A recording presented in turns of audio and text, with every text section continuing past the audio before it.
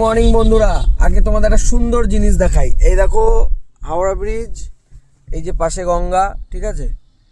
এবার বলি আমি কোথায় এসেছিলাম। আমি এসেছিলাম হচ্ছে দাদু ঠাম্মা আমার ছোটো কাকাকে এগোতে এসেছিলাম, চলে যাচ্ছে হায়দ্রাবাদে। তা সকালবেলা উঠে এসেছি, তো মানে উঠেছি বলতে কি সারা রাত ঘুমাইনি, ঠিক আছে।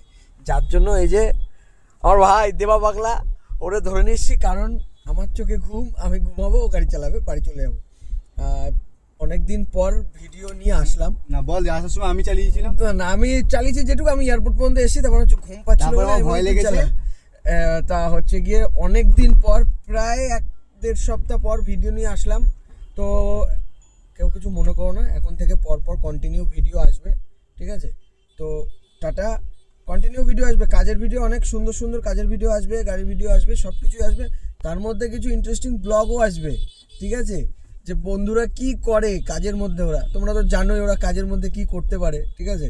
চো টাটা, দেখা হচ্ছে ভিডিওতে।